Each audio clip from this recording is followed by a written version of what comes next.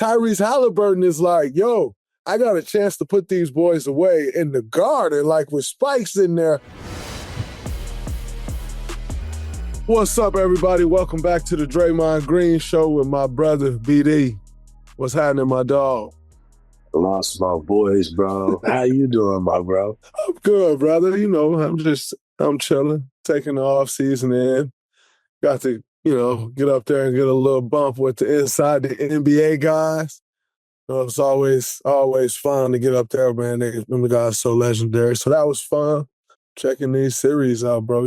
Nothing much, man. I'm good, bro. But since you want to get into your Knicks tape, I quite honestly think the series is over. How about you? Man, I still got hope. Look, I'm a firm believer is one game at a time. You're going back to the Garden. You've been in all these games. You let two of them slip away. So you can't rely on nothing on the past. You gotta come out and dominate at home. And I haven't seen the Knicks do that yet for a full 48 minutes. I do like the substitution with Mitchell Robinson and Josh Hart. I don't like the timing of it, but from a matchup standpoint, I think it saves Josh Hart some minutes, which makes him a little bit stronger. And it also give Mitchell Robinson some minutes that he can get off to a good start, get them some easy buckets. The way you have to look at it at this point is we going home. We got to win game 5. That's it. You mentioned twice going home to the Garden. It's kind of just a feeling I've had playing there. I don't think, and you played there, so maybe you could say differently, but I personally don't think going to the Garden serves you like it does you any justice. Because does the Garden get loud? Yes, of course. Like the fans, the Knicks fans are dying for success. So, of course, it gets loud. But I personally just don't think there's much of a home court at the Garden. And the reason I feel that way is not because where most teams have like issues or some teams have issues where, if the Warriors are in town, it sounds more like a Steph Curry home game than it does a road game, or like, Lakers fans travel, right? Like some fan bases travel, the Knicks fans travel, right? So like, not even from that standpoint of the fans, but the Garden is such a show. Like, it's the Mecca, it's the Garden. When I step in the Garden, I'm like, oh, it's like, this is it. Like, I'm putting on the show. So you're almost not even fazed by the crowd and how loud it can get because you so into the moment, into the stage. Like the Garden is like one of a couple arenas where you can't see the crowd. Like if you look out into the crowd, it's dark.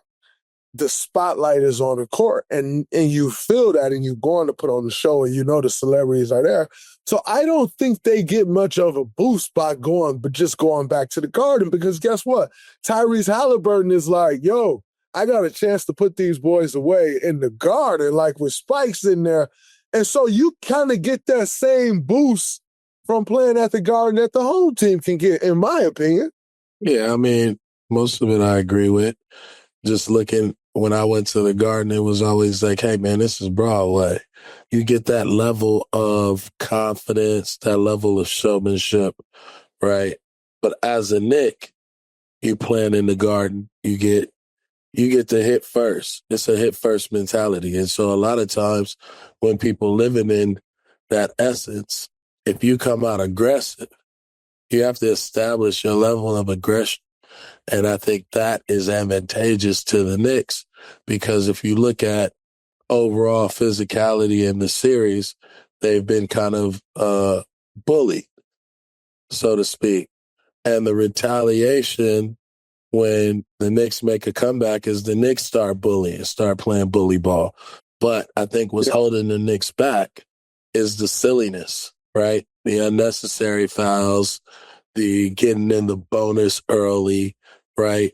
Allowing Indiana to get in the bonus early, but the silly fouls, off-ball fouls, boxing out fouls, and then the turnover. So hopefully, both teams get to feel that Broadway essence and that Broadway presence. I think the Knicks coming out with a hit first mentality and a do or die mentality on their home floor should be advantageous to them with the crowd behind them. I think all that's great, but it gets to a point to where you have to It's try the different moment. things. Yeah. Like you keep doing what you're doing, you're gonna keep getting what you're getting. So when I take a step back and I look at the Knicks team, like they made substitution adjustments. Outside of that, they haven't made many adjustments this series, offensively or defensively. Like, I don't see many adjustments that they've made. Like, maybe it's like, yo, we're going into the post more. Because if you look at the Knicks from a post back down standpoint, Right. Karl Anthony Towns should have the advantage on posting up Pascal Siakam, right? Yep. All right. So you go advantage just from, I'm not saying overall player, just from a post-up standpoint. Yeah, just from in the block. Yes, Karl Anthony Towns should have that advantage. Karl Anthony Towns can't catch the ball in the block. That's the problem. Man, he getting pushed all the way out the post.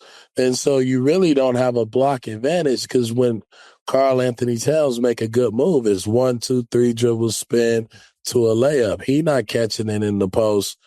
Drop step, jump hook, drop step, get inside for the layup.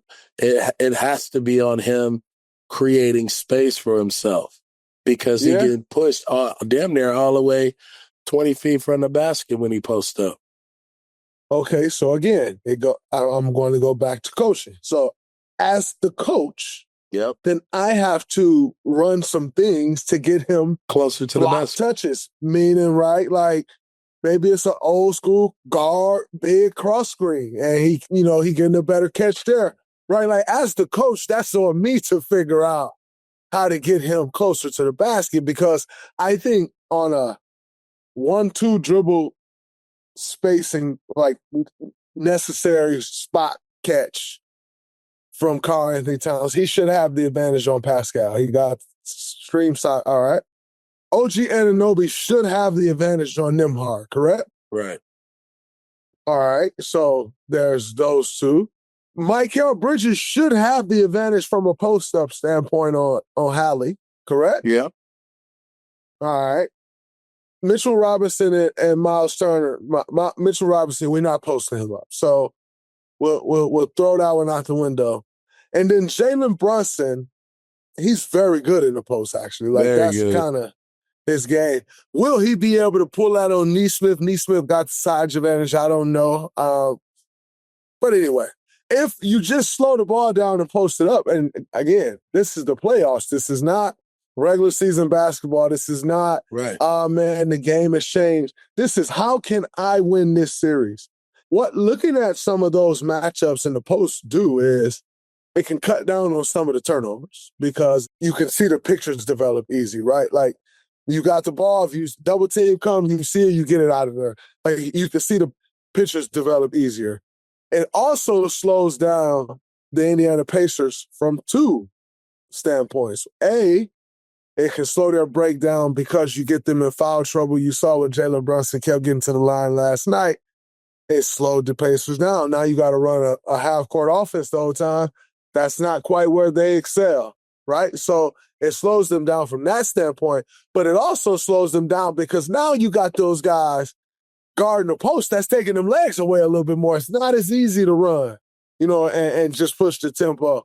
But with the Knicks just trying to push the tempo and them trying to push the tempo, it don't make sense. So then you end up like the Knicks are playing into their hands because they're better at pushing the tempo than the Knicks. And so I just think there needs to be some adjustments offensively. There needs to be some adjustments defensively that I quite frankly don't think they've done. Like if you start switching five, right? Like we've seen teams try to switch five with Hallie and the Pacers, and Hallie has given some of these teams fits throughout the course of these playoffs. However, is Hallie beating you one-on-one to where you say, I don't care if this guy goes nuts on that one-on-one matchup all night, but I'm not helping, right? So like say he get to switch with Mitchell Robinson and he wants to go with Mitchell Robinson. If he get a half a step on Mitchell Robinson going towards the rim, hey, everybody, you stay home. We want to see him beat us getting layups over Mitchell Robinson. Number one, Mitchell Robinson going to make up some of that at the rim. And then if Hallie going to beat us with step-back threes over Mitchell Robinson, you kind of got to pick something that you're going to live with. You got to live with But him driving and kicking and them playing pick-and-roll coverage and him coming off, picking their pick-and-roll coverage apart, that's not going to work. We know that's not going to work. So I just think at some point, man, some adjustments got to be made. You can't just keep doing the same thing. I agree. I would say on the defensive end, when I watched last night's game, every time the Knicks got into a pick-and-roll situation, they never knew what they were doing. And that is not a good look. I'm talking about 1-3, 2-1-2, 1-4. It was just ultimate confusion, right? So you got to do something because you're not getting over screens, under screens. You're just getting confused. And really what I hate saying, like everybody's pointing. And then when you look on the Indiana side, is mano-a-mano, pressure, get over the screen, make them work, make them take tough shots. I think Indiana has taken what the Knicks need. And if the Knicks slow themselves down and play their style of basketball, if you can slow Indiana down, make them play half court, then, like you said, take advantage of the post situation. You're not going to outshoot these guys. You're not going to. What they do. Yeah, you're not going to outrun them. Right? You're not going to out-play-make them as a team. And then Haliburton, you got to pay attention to this man. He is their engine. So the start of the game, him getting those first 4, 5, 6 assists and not even looking to score, like you playing into his hand. Oh, let me get Miles Turner a few. Oh, let me get Nembhard a couple. Let me get past. He just coming to the game to make sure everybody, got their coffee, they eating, they in the flow, and then everything starts to just open up. So you got to make him pick one way he's going to play. Either he's going to beat you on the points, or are you just going to make him pass and make somebody else become the playmaker? Exactly. But 32, 12, and 15. Come on, man. 15 assists. That's BD numbers. That's crazy. 4 steals, 0 turnovers.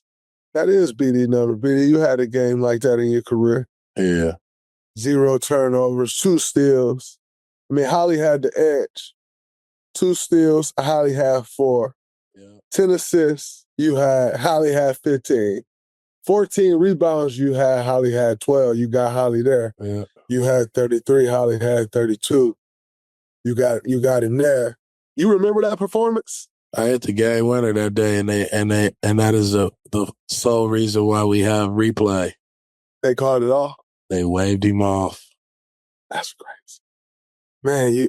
So it wasn't no replay to confirm that. Man, he called it off before I even released the ball. It was 0.7, 0.8 seconds. He went to the replay, doubled down. It was like, no way he got it off. Who's the official? What was his name? Bernie Fryer, maybe? I can't remember his name. Maybe. He waved it off. We wound up going to overtime against Orlando. But then in that same, I think, playoffs, Derek Fisher hit, remember the shot against San Antonio? 0.4. Yeah, and then that's when they came with the replay. Oh, we're going to have to start going to the replay to see if these shots work or not, because how could Derek Fisher's shot count and mine not? That's crazy. So a little taste of history, NBA history, man, history of the game. But shout out to Haliburton. The NBA Finals are almost here, and every play could be the one that changes everything. This is the NBA playoffs, where the heroes rise, legacies are built, and the action never lets up. And with DraftKings Sportsbook, an official sports betting partner of the NBA, you don't just watch the madness, you live it. Back your favorite team. Ride with your clutch time killer. Bet on the buzzer beaters, the breakout performances, the game-winning threes, from player props to same-game parlays. This is how you take your fandom to the next level. If you're new to the game, no sweat. Download the DraftKings Sportsbook app. Bet just $5 If your bet wins, you can win up to $300 in bonus bets. It's that easy. Download the DraftKings Sportsbook app and use code Baron. That's code Baron for new customers to get $300 in bonus bets. If your bet wins, and when you bet just $5 only on DraftKings, the crown is yours. You know, a performance like that, you in your bag. You have control. I remember playing against Orlando, feeling that same thing. Anytime Patrick Ewing was in the pick and roll, because Pat was older, man, it's 2 dribbles. Make him slide twice, he got to go back, and I'm following him right to the basket to create, right? If it's anybody else, they switch, it's over. When you in flow like that and you see everything, the game for Haliburton, he be wide open. He be shooting wide open threes. It's like they give him so much space. And his shot takes a little time to load it up anyway. And they give him so much space and he just like get it loaded. Yeah, nobody's putting pressure on him. I mean, he's a great guard. And you got to, like, once again, pick your poison. But nobody has challenged him. Nobody's challenged his handle, challenged his ability to create his shot off the bounce. They just let him he just set him up. He's genius. He do? He's genius. He has set you up. But BD, I was talking to Travis the other day about this. Travis was like, man, is his handle like that? And I'm telling you, the reason they don't pressure him like that, though, is handle is very underrated and sneaky. And all them boys know at different points where they tried to press him, he hit Mikal Bridges with one at the end of the game, the play where he got to Mitchell Robinson and ran back. If you watch that play, he he turned him around. He spun him around. And so I think all of those guys also know that if they try to pressure him, he'll bop their ass so fast. And they know that. But it don't look, if you're watching the TV, it don't look like his handle like that.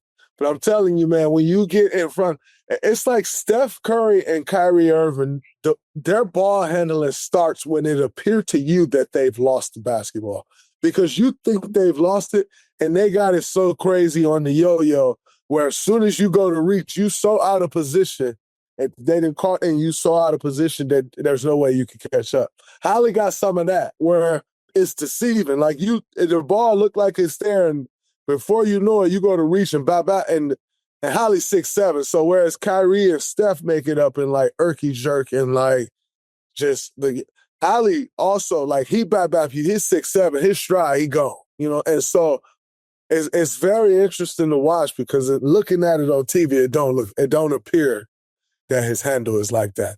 When you play his handle is way tighter and nicer than it may appear. And I think those guys know that. That's why they're not pressuring them like that. But you can't just, he's too good to just let him see the court and pick you apart. Yeah, he's shifty. His is like body movement. Like he's trying to keep you off balance, keep you guessing. And it's not necessarily like attack at you. It's to keep you moving side to side and guessing. If you do want to press, he gone. If you don't press, he's stepping back. So just great sign of a point guard of knowing, your space out there on the floor, your space, your defender space, and being able to control the game by keeping your defender off you. And if they come up on him, he been getting to the hole too. So you got to figure out something. Yeah. I mean, also he had Pops back in the building. Shout out to that. Shout out to Commissioner Adam Silver getting that done. I think that's fire. I think the only thing now is like they're going to be going on the road. Like let Pops go on the road. You still got to sit in the suite, Pops.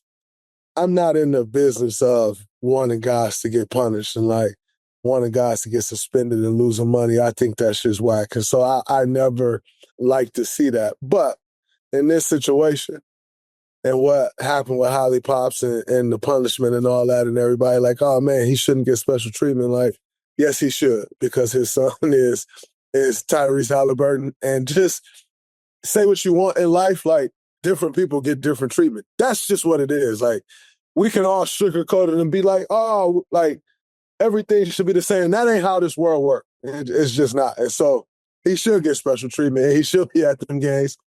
Granted, he shouldn't be courtside. He should be in the suite. I think he should still be able to be in the suite at Madison Square Garden, right? Like, Hallie got to pay for it. So that's your punishment, right? Pops come to the game, you got to buy a suite somehow. I don't think Hallie tripping over that punishment. I'm sure he won't Pops at all these games, right? Like, and so I just think, like, find a way, man, for that man to be in the building. This don't happen often. Like, his son is on the verge of taking the Indiana Pacers to the NBA Finals to possibly win a championship. Let them experience that. Did he have a fucked up moment with Giannis? Absolutely. Giannis said he moved on. If Giannis moved on, y'all move on. Everybody move on, right? And so let that man be in the building at all them games, because as someone who's been in the position, it's nothing like it. Like, and you don't get these moments just don't come back around. I was fortunate enough to be in the moment over and over again, but it just don't happen like that all the time, man. And so let Pops be at all the games. Make Holly Ash spend some of that super max money he got and buy them suites at the road games too. But let Pops be at all them games. It's dope.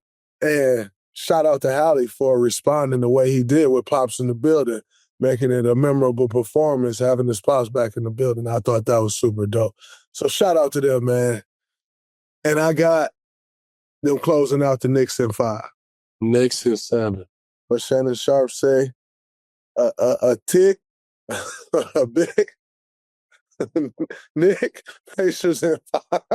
Hilarious. Knicks in 7. We still got hope. Oh, no, it's over, chat. It's a wrap.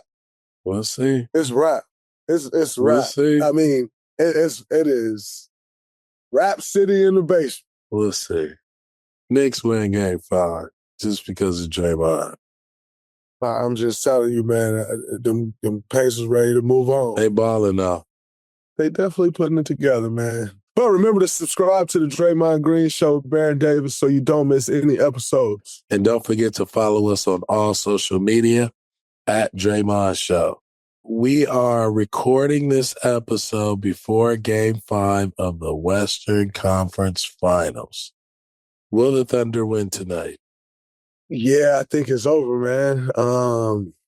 I just think, with the Thunder, like I've seen some stuff coming from the Timberwolves that is hard to rally around. Like Ant-Man press conference last game saying he didn't get enough shots. Like, I want to see Ant-Man just own that moment. You know what I'm saying? Like, I wasn't good enough, Because saying I ain't get enough shots, like, you got the ball. You know what I'm saying? So if Ant-Man shoot 25 times, his coach ain't going to sit him. So you kind of got to go make that happen. I told y'all earlier in the series, I also didn't like benching Julius Randle in the fourth quarter in the game that he's having, the first bad game he's having in the playoffs, and he get like benched in the fourth quarter. Like, they haven't been through enough together to do stuff like that. Where Right. Steve Kerr in game 3 or 4, where I got benched kind of in the fourth quarter, and then we started doing the offense to defense sub. It was game 3, actually. For me, it was different because it had never happened before, but we had such a foundation to stand on. We had multiple championships that we had won already to stand on, to where Steve know, like, I can make this decision and I'm not going to lose my guy by making this decision, because I've won 3 championships with this dude. We've been through numerous series that has called for adjustments to be made. He knows how this works, right? And like, fine. Like, I bounce right back, come back game 4, credible game 5, credible game 6, right? Like, but again, there was a foundation built for us to stand on. It was a trust. Chris Finchman, Julius Randle coached for like 50-some games because Ju missed a large chunk of the season with injury. So he's coached them like 50-some games. I'm not sure they have the foundation to stand on and like bench him in the fourth quarter for his first bad game. So when I saw that, right, like when I say I've seen things come from them that I really don't like, let's face it, OKC is the better team, no question. But just because you're the better team don't mean that you win. But when you are facing a team that's better, all of those things have to be right. And if those things aren't right, then you have no chance. And so I think those things catch up to you, right? Like benching Julius Randle, then he come out, he having a bad game last game. It's mentally he like, man, I'm gonna come out. Like I know I'm about to get subbed out, right? Like I can't make a mistake, you know. And so there's just different things, man, that coming out of that series, like watching that series that I see coming out that I noticed because I've been through it, and those are things that you play on in the playoffs when you're facing those guys.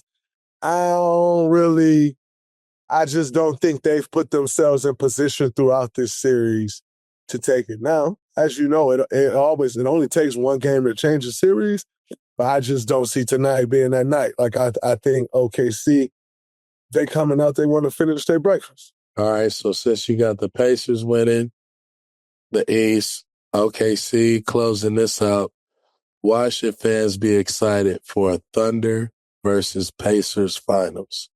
I'm not one to get ahead of myself because I think I know better. I've come back from down 3-1 and won a series. I've lost the series being up 3-1, so I'm not one that's saying this is happening because these two teams still got to win it. And in saying that, I'm not even going to break down that series or even say why people should be excited because I think you got to finish your breakfast first. This is the playoffs. Anything can happen. So whereas I think the Knicks is done, whereas I think Timberwolves is done, you got that last game is the toughest one. Yeah, you got to prove it. Both of those teams coming out free swinging because they know like, yo, I ain't got nothing to lose. This is it. This is our last one if we lose, so I'm going to give everything I got. I'm throwing every haymaker I got. And by the way, both of those teams have multiple guys that can beat you and take over a game. Julius Randle can, obviously Ant-Man can, Cat can, Jalen Brunson. Both of those teams have guys that can beat you. So I'm not going to get into which one of those, how that series or being excited about it until it's time because you got to close them boys out and it ain't always that easy. Speaking of which, you being down 3-1 on this date in 2016, the great Klay Thompson put a remarkable performance together, scoring 41 points, hitting 11 three-pointers in Game 6 against the Thunder.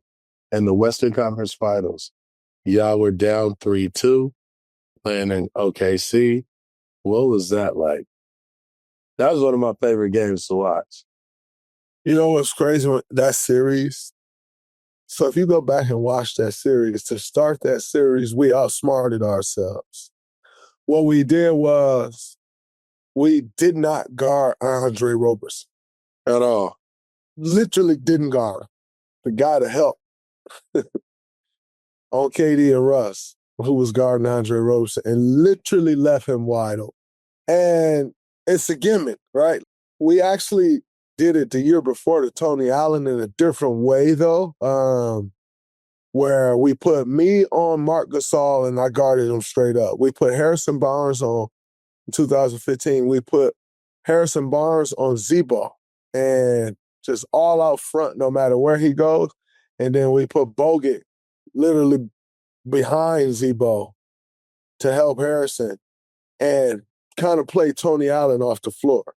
Once we played Tony Allen off the floor from the offensive end, their defense couldn't survive because Tony would just fuck your whole offense up. Like, Tony Allen, one of the best defenders that I've played against in my time in the league. Tony Allen's insane. Facts. Killer. Facts. Oh, my God. And so we used the offensive end, Tony's lack of ability to shoot it, to force them to have to take them off the floor because they couldn't score enough. And then they couldn't compete enough defensively against our offense. And so that's how we end up coming back from down 2-1 in that series and winning. Fast forward to this year, 2016, 1 year later, we're playing against OKC. We don't guard Robeson, it works. And then they figure it out because it's a gimmick and it doesn't work anymore. And they figure it out. And so Now we roll into game 5 and we like, yo, it's 3-1. We going home for game 5. What we gonna do? And we all were from Steve down, Steph, myself, we're all like, yo, let's just guard them straight up.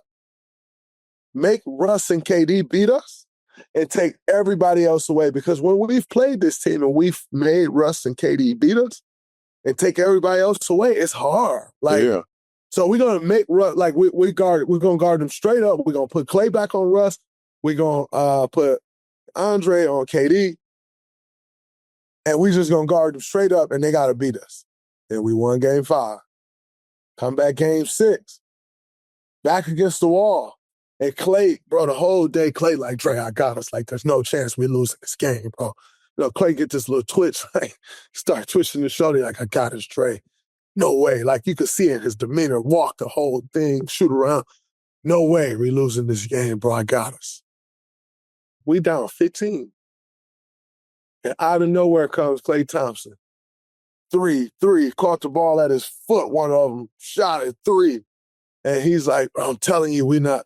And so then from that point on, we realized, we coming back, we taking this game. But now at that point, you got the series because they not coming back to Oakland, the Oracle. They not coming back to Oracle and beating us in game 7, right? So we came back in that series. And I remember it like it was yesterday. It was crazy. That's a crazy year, man. You think about all the things that happened in basketball history in 2016. That series was crazy. Obviously, we lost in the finals, 3-1 lead. That was crazy. 2016, that's also the year that, Steph hit that crazy shot in OKC. We had on those gray sleeve jerseys. And that's that shot was kind of like Steph's yeah, it's really me, I'm really him. It's really it. Yeah. And then history happens. It's crazy. But, that's all that year, but that series with Klay, just coming back from 3-1, it was insane. So, everything that I said before this about a 3-1 and living through that and being a part of that, there's no way I could count either one of these teams out. Get ready for more must-watch TV from Vice Sports. Introducing The Grudge, a new series that will relive and unpack many of sports' most intense personal and team rivalries, exploring the egos, history, and high-stakes drama that turn ordinary interaction into unforgettable battles. Delivering something for everyone, each controversy-laced episode of The Grudge digs into the grievances between teams and the top sports personalities in football, basketball, MMA, baseball, hockey, golf, and more. Narrator Will Compton, former NFL linebacker and co-host of The Bussin' with the Boys, will be joined by a cast of personalities, including retired NFL wide receiver Steve Smith Sr., 4-time Stanley Cup champion Darren McCarty, former MLB player and manager Bobby Valentine, and renowned NBA journalist Howard Beck, and others who tell the stories of these animosities. You'll also see nostalgic archival footage from witnesses, fans, players, and coaches closely connected to that week's story. The Grudge premieres Wednesday, March 26 at 10 p.m. Eastern Time, with the new episodes every Wednesday, only on Vice TV. Go to vicetv.com to find your cable channel. Okay, agree or disagree? We've seen a few conversations around the league online that we want to address. So during this segment, we will simply agree or disagree with certain trending basketball topics. All right, you ready? Agree or disagree? Yes, sir. Let's do it. The first one, Giannis just got his 6th straight All-NBA selection. Fans are debating whether Giannis is the best power forward of this era. Agree or disagree? Do I get to explain why I agree or disagree? Agree or disagree? No. No. Yeah, of course. Okay. I'm going to disagree. And the reason I disagree is this. Giannis has played in an era where it kind of became positionless basketball. And I don't necessarily quite think that Giannis is a power forward and has been throughout this whole becoming of Giannis. And so in saying that, that's why I disagree with that, because Giannis is one of the greatest players of this era. And the game was kind of positionless. What made people start calling Giannis a power forward is because you had to start putting power forwards and centers on Giannis. The team that you build around Giannis, because his skill set was so great in driving, or still great, driving and getting downhill, is you put a lot of shooting around him. So then when people look at the game, they're like, oh, well, Drew Holiday must be this position, and Chris Middleton must be this position, and that guy must be this position, and Brook Lopez is a 5. All right, great, so Giannis is a power forward, right? And that's why I think people start saying that Giannis is a power forward, because Giannis is what his attributes, he's 6'11", 250-something, 60-something pounds, strong as an ox, fast as a gazelle. Because of those attributes and his downhill prowess, the way teams had to start matching up on Giannis was putting power forwards and centers on him, because when you were putting guards on him because he handled the ball so much, they were way too small. And so in turn, I think people start matching up with Giannis, putting bigger guys on him, because there was just no way you can guard him at the rim. So then people are like, oh, he's a power forward. But if you look at the great power forwards, Giannis don't play like Tim Duncan. Giannis don't play like Kevin Garnett, right? And so I think people are being lazy or just don't understand what they're looking at when they're like, Giannis, like, pigeonhole him into the power forward position. I don't think that's accurate. And I just don't think that's very accurate. But we had to guard him because of his skill set and how great he is at it with power forwards and centers. That gives you the best chance at trying to contain him, getting downhill and at the rim. That's what people did.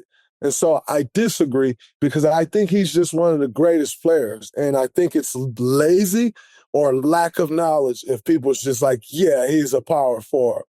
I think you're doing him a disservice in his greatness.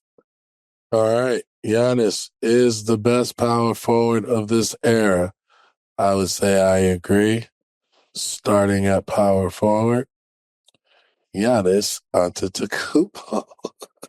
Yeah, I don't think they say starting at power forward. They say at forward. Oh, they do say at forward? Giannis Antetokounmpo. They don't say power forward? At forward, Giannis Antetokounmpo. In the hierarchy of basketball structure, if you're picking a team, usually you'll pick Giannis to be a forward.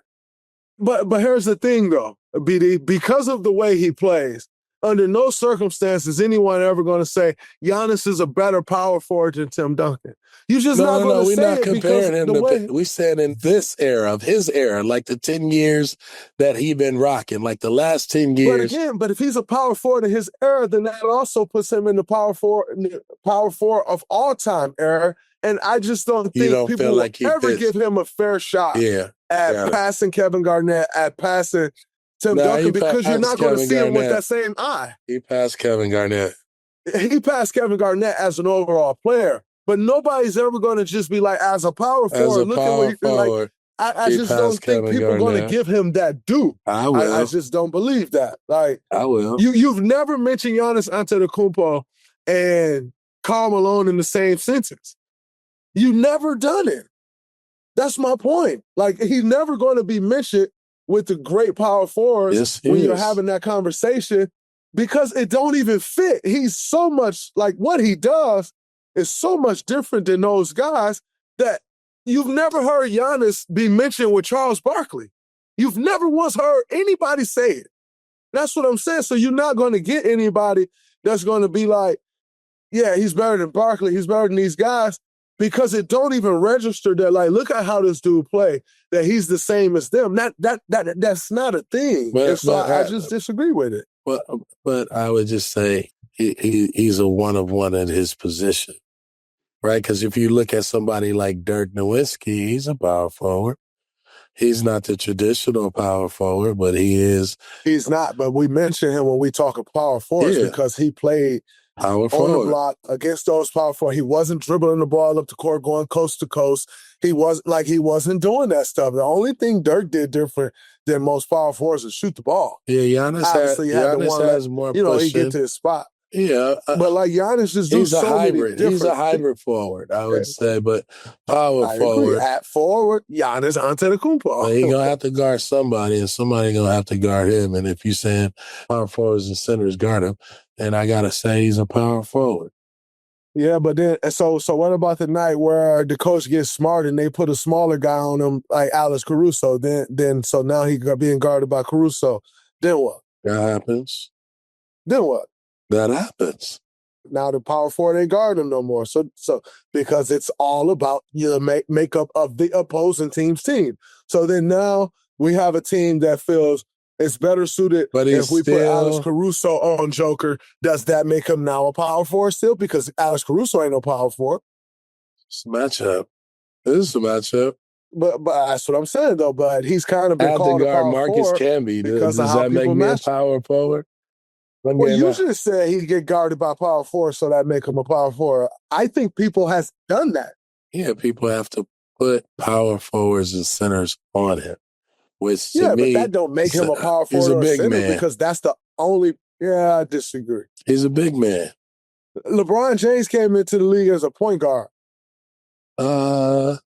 Yes. No, kind of. These are facts. Kind of. LeBron James came into the league as a point guard. Kind of. And because of then, you saw Giannis came into the around. They played Giannis at point guard when Jason Kidd took over. Absolutely. I agree they did. Just like Ben Simmons came into the league as a point guard. So let's make him a point guard. So then you put what fits. Let's make him a point guard. You put what fits in, right? Like James Harden came into the league as a two guard. People still mention James Harden with Dwayne Wade. Nobody be mentioning him with Steph Curry and Chris Paul. Yeah, they do. These things don't make sense. No way. He's a point guard. People mention James with this. Man, all right, reading. He's a point guard. Is he not? Or he's a hybrid guard. That's what I'm saying. He a guard. Like, I don't know, man. Again, Giannis, you see what at the end of the day, we're arguing and then you build over that team around how many roses we're giving Giannis at this point. So we agree and disagree, but we both agree that he's a one of one. 1,000%. That's why I don't think throwing him into the power forward conversation, I think is a disservice to him. Yeah. Just my opinion. We'll do our all-time fantasy draft and see if you draft Giannis, where would you draft him? I'm drafting him as a 3. Okay. Second, asshole. The second one, Paul George says the days of lockdown defenders are gone. Ooh, and that you can't do anything against players in the league today. So our league, the days of stoppers, those are pretty much gone. The Tony Allen, the TAs, Tony Allen types, even myself. I call myself a defender. There are guys that I can't do anything with. I just have to hope I'm there enough for this to be a tough shot for him. He might make the shot, but I did all I could to make it a tough possession for him. You just got to tip your hat. Agree or disagree? I disagree. I completely disagree. Yeah. Has he seen A-Man Thompson play basketball? Yeah, that's what I'm saying, man. I completely disagree. I think. Have you seen Naismith? Neesmith? What's his name? Neesmith? You seen him hoop? I completely disagree. I think when I look at the Thompson twins, those guys alone just kills that narrative. Now, I also think Paul George making a huge mistake putting himself in the category with Tony Allen. I was just about to say that. Paul George is not a lockdown defender. He has never been considered a lockdown defender. A two-way player, Ever. Yes, but that's different. Sure. That's not lockdown. That means you play offense good and you got good defense awareness and you're a good defender. But he's never been a lockdown defender to really speak from that perspective. He's an offensive guy. And so I think that the fact that people say he's a two-way defender and maybe he pride himself on defense, which you have to be anyway, but there's some young dogs in this league that's just coming out to lock people up. has he seen Tumani Kamara? That dude can play some defense. So don't tell me these types of guys are not around anymore. They're young. And I think when you look at the NBA, you're starting to see the tide turn. Like, yeah, it is. We're about to have an NBA Finals with somebody new is winning the NBA Finals that's never won before. Last 7 years. Last 7 years, right? bro. Like, so you're starting to see a tide turn. Cool. Like, so yeah, you got to give these young guys the chance to actually become Tony Allen, right? Like that takes time. Tony Allen wasn't Tony Allen in Boston, right? Tony Allen in Boston was building to where guys like, yo, this dude, unbelievable defender. And then he starts showing this wreck, you know what I'm saying? He's showing it against Kobe. And then he became Tony Allen, right? Like, so you got to give these guys time to actually do it. But by no means are they not there. Like, they're there. Maybe Paul George can't identify them because he ain't never been that, and that's okay. But to think that they're not there or say they're not there is disrespectful to these young guys that I see coming. They'll possibly turn out to be lockdown defenders that in 15 years, guys that they play with, like, man, I played against Amen Thompson. I played against Tumani Kamara. And them guys, like the Tony Allens of our, you know, when we coming through and yeah, it's not fair. It's not fair. Disagree. I completely disagree. And I would just say to PG, don't sleep on these young boys. They coming for you. Don't do that. And don't. Paul George is a lot of things. First ballot Hall of Famer is one of them. He ain't Tony Allen. Ain't never been, ain't never gonna be. We ain't gonna do that one. But we'll be a first ballot for sure. Anybody who want to question that, I'll make the argument on his behalf. But he ain't Tony Allen. Don't do that, PG. That's crazy. Hey, so we all make mistakes, but owning up is the right thing to do. You know Degree Cool Rush deodorant? Well, last year, they changed the formula, and it did not go well with their fans. Degree's whole thing is it turns up the sweat and odor protection when you turn up the effort. And good thing it does, because Cool Rush fans really turned up the effort to bring back the original formula. One guy even started an online petition. And Degree, listen, they admitted they effed up and are bringing the original Cool Rush scent back. And it's exactly how you remember it. Cool, crisp, and fresh. It's back in Walmart, Target, and other stores now for under $4. There's a reason why it's been the #1 men's antiperspirant for the last decade. It's the same reason why people were not happy when it changed. So if you never tried it, it might be a good time to see what the fuss is about. Head to your local Walmart or Target to try the OG Degree Cool Rush for yourself. Before we get into our next segment of the show, I'm going to answer some of your questions in a segment called Bet with BD. All lines and odds we discuss today are subject to change, courtesy of DraftKings. First question.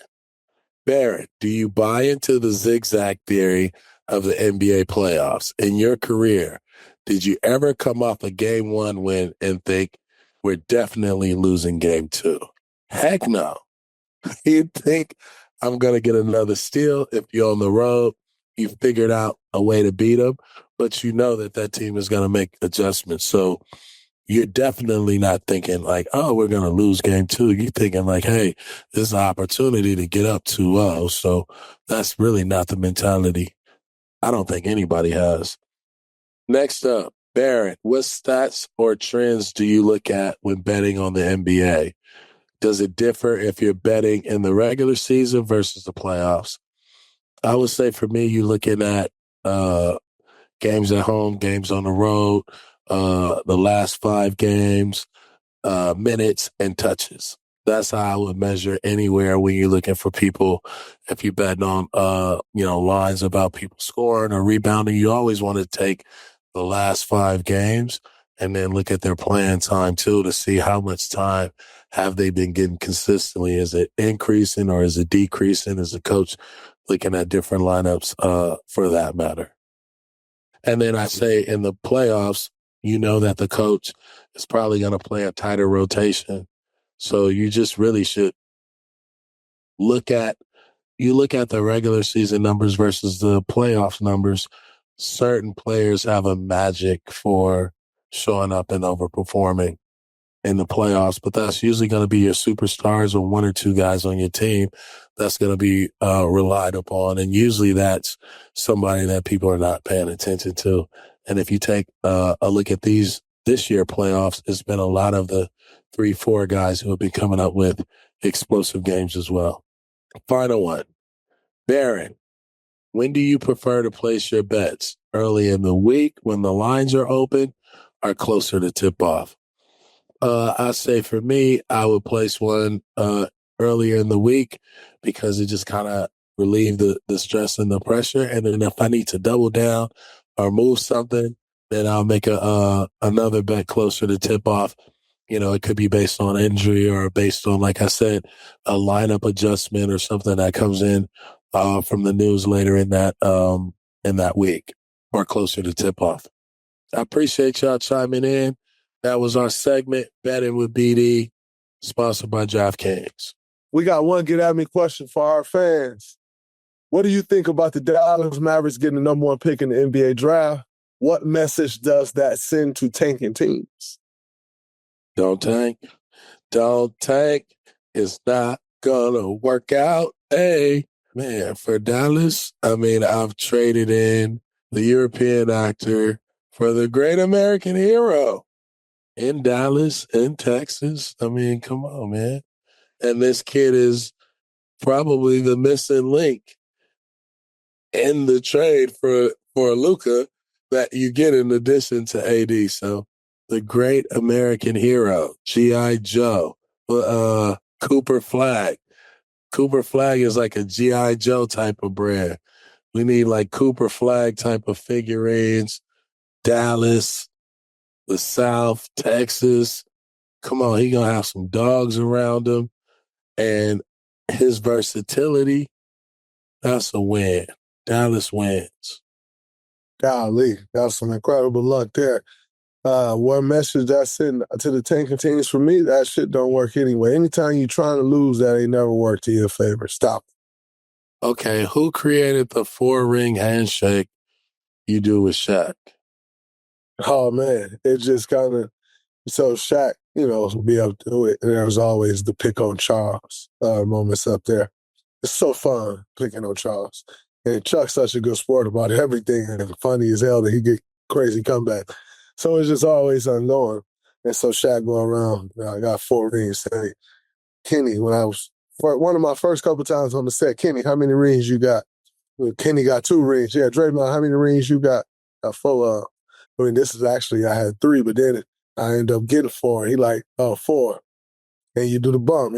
Kenny do his 2, like Charles. Well, we ain't gonna talk to you. And so that's just how it kind of came about. That's too funny. Me and Shaq throwing up our phones and boom. So that's our thing, 4 rings, man, baby. Y'all leave the OG Chuck alone, man. Chuck is the legend. Stall him out. Chuck is a legend, but Chuck talk a lot of shit. Yeah, he does. A lot of shit. So it's always fun getting that Chuck. Chuck, one of the best, though, man. I've been so fortunate to be around those guys, talk basketball with those guys. I'm extremely grateful. TNT, Craig Berry, Tara August, who was there when I first came on. Yep, all good people, man. All great people. So I've been very fortunate to be with that crew, man. But it's going to be a wrap from this episode of the Draymond Green Show with the legend, my brother, Baron Davis. There it is. We will chop it up with y'all after some of these games, after what I think will be after the series. Knicks in 7. Let's go, baby. You don't even believe it. I don't even think the Knicks believe that. Until next time, that's a wrap. Peace.